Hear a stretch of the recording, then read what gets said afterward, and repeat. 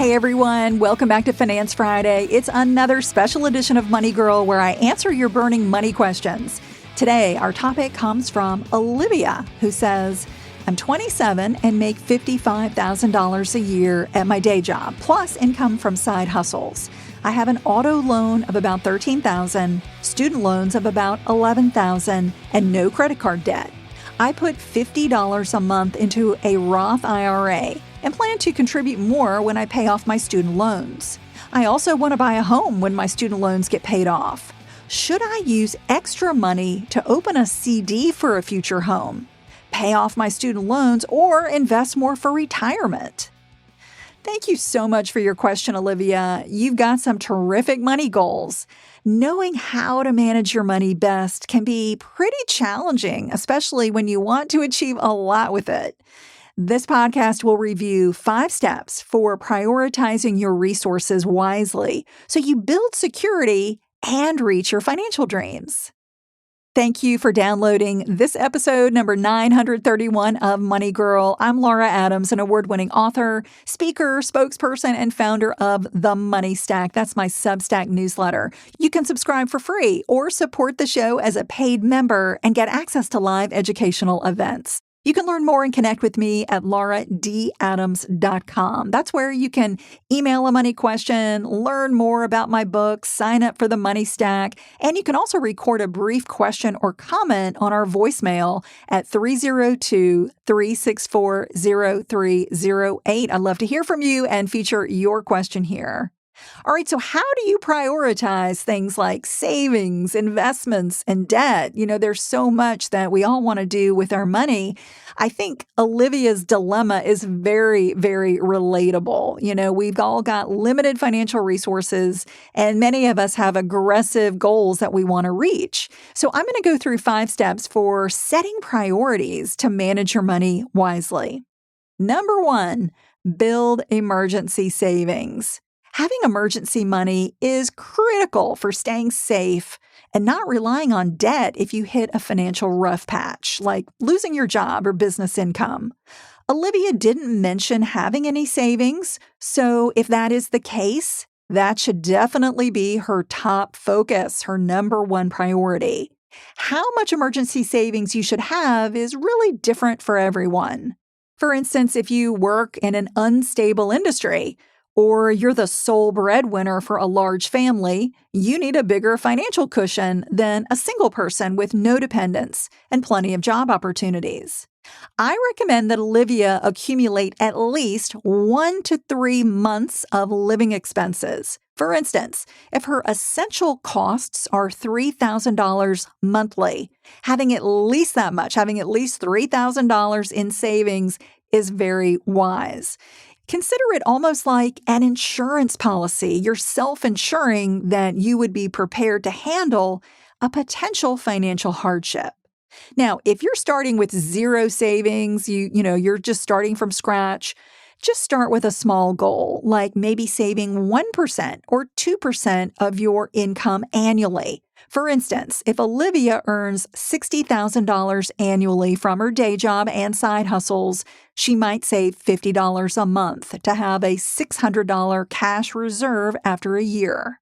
Or you could just start with a small flat target, like saving $500 or $1,000, and then increase it each year until you have a healthy emergency fund.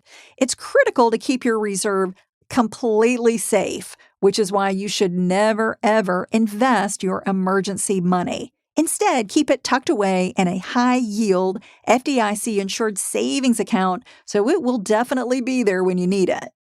So basically, Olivia, I don't want you to worry about paying off your debt ahead of schedule until you've got some emergency money, a healthy amount of emergency money saved up. Now, I also want you to do number 2. Our second priority here is to invest at least 10% of your income for retirement. Unless you expect a big inheritance or a company pension, Your next top financial priority after saving, for emergencies should be investing enough for a comfortable retirement. As I covered in a recent interview show called Social Security Fact versus Fiction, the future of Social Security is uncertain. Plus, the average benefit payment for retired American workers is less than $2,000 a month. So you've got to prepare for and fund your own retirement. That is just critical. And the earlier you begin investing for retirement, the better. Starting early gives you a lot of advantages. It gives you more time to contribute to a retirement account, and you can leverage the power of compounding growth. Compounding is what automatically happens as your earnings in an account start to earn their own earnings. It really will start to compound, allowing your retirement account balance to mushroom. Consider this. If you invest $500 monthly over 30 years with a 7% average return, you'd have about $600,000. Now, if you started 5 years earlier and you invested that same amount for the same return, but over 35 years instead of 30, you'd have nearly $1 million. So simply starting to invest 5 years earlier can give you almost an additional $400,000, even though you only invested an extra $30,000 over those 5 years. So a good rule of thumb is regularly investing at least 10 to 15% of your gross income as soon as possible. For instance, if Olivia earns $60,000 annually, she should aim to invest at least $6,000 a year or $500 a month. As I mentioned, you can easily retire with more than $1 million if you do that consistently over several decades. If you have a retirement plan at work, like a 401k or 403b, that's the first place you should invest. For 2025, you can contribute up to $23,500 or $31,000 if you're over 50. Workplace retirement plans are great. They're just really convenient because they automatically deduct contributions from your paycheck, and they give you terrific tax benefits. Plus, many employers pay matching funds, and that gives you a 100% return on your money, no matter what happens in the financial markets. But if you don't have a job with a retirement plan, don't worry, that's not a problem because you can use an individual retirement account or IRA. You can choose from a traditional IRA. Most people can use a Roth IRA, or you can even use an account for the self-employed if you have business income. For 2025, the IRA contribution limit is $7,000 or $8,000 if you're over 50. So that should be plenty for Olivia, and she is on the right track by contributing $50 a month to a Roth IRA, but boosting it would be ideal, as I mentioned. If she needs to build an emergency fund from scratch, I recommend accumulating at least $500 in an FDIC-insured high-interest savings account. So do that first. Then she could build her savings and her retirement account simultaneously. Perhaps she could put 5% of her income, or $250 a month, in the savings, and also $250 a month in her retirement account, kind of split it up until she builds enough of an emergency fund. Or she could save and invest any smaller amount that's manageable for her budget. I recommend setting up automatic transfers from your bank account so you fund your savings and your retirement first. Nothing is more important than doing that. Okay, our third step is to pay down high-interest debts. So after setting emergency savings and retirement investing in motion, your next financial priority should be tackling dangerous or high-rate debts. These could include debt in collections if you have anything past due, or it could be things like payday loans, credit cards, and auto loans charging double-digit interest rates. These types of accounts can destroy your financial health because they drain your resources and can keep you from using your money to save and invest. But I don't want you to worry yet about paying off low-interest debts, like mortgages or student loans. Don't pay them off ahead of schedule because they're relatively inexpensive. In addition, They come with built-in tax deductions, which makes them even less expensive on an after-tax basis. Olivia said she has no credit card debt, which is fantastic. Now, she didn't mention the interest rates that she's paying on her auto or her student loans, but I'm going to recommend that she pay down her auto loan first because it doesn't come with a tax break and likely has a higher interest rate than her student loans.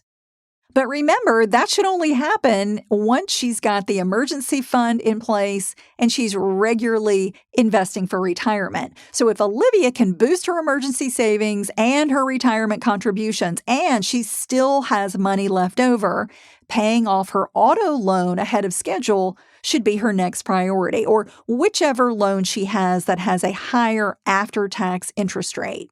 Again, focus on the emergency fund and the investing for retirement first. All right, the fourth step is to fill any insurance gaps. So in addition to having emergency savings, an essential part of preparing for financial unknowns is having the right insurance. Many people get into debt because they don't have enough of the right kinds of insurance, or they don't have any insurance.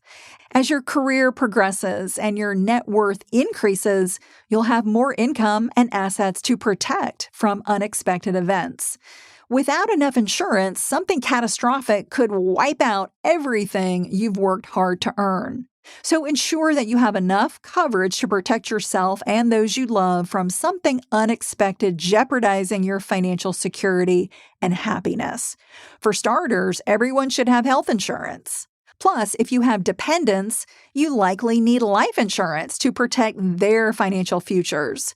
If you're in relatively good health, a term life insurance policy for $500,000 might only cost a couple of $100 annually. So review your auto, renters, or homeowners insurance if you own or lease a car or home. In many cases, you may need more liability coverage than the minimum required by your state or your mortgage lender. And by the way, if you rent and you don't have renter's insurance, you should immediately buy a policy. Renter's insurance is a bargain for the protections you get. It only costs about $180 a year on average. All right, and then your fifth priority is to consider your goals. After you build a strong financial foundation by addressing emergency savings, retirement contributions, high-rate debt elimination, and necessary insurance, then you're in an excellent position to save for other goals. Maybe you're like Olivia and you want to buy a home someday. Or you might dream about paying for college, starting a business, or taking an epic vacation. Olivia asked about using a CD to save for a home down payment.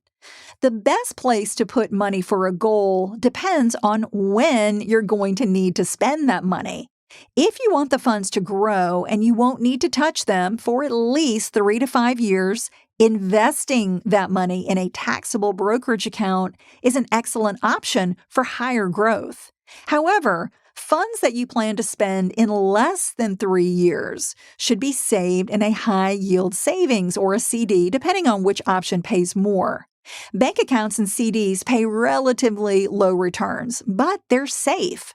So that's critical for the funds that you will or you may need in a few years. The money that you want to spend on longer-term goals typically should be invested, so you earn higher returns that can outpace inflation.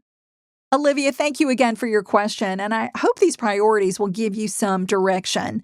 While it's tempting to skip steps like creating emergency savings, without it, your finances won't be as secure as they should be. There's plenty of time to save for a home once you have an emergency fund. Also, it might be nice to have your student loans paid off before buying a home, but it's not necessary. I'd rather see you put more cash in the bank and regularly invest for retirement before deciding to become a homeowner. Before we go, here's a quick reminder to subscribe to The Money Stack when you visit lauradadams.com. It's my newsletter. It's filled with money tips, tools, news, challenges, and things I enjoy. You can subscribe for free or become a paid member with access to live educational events. That's all for now. I'll talk to you soon. Until then, here's to living a richer life.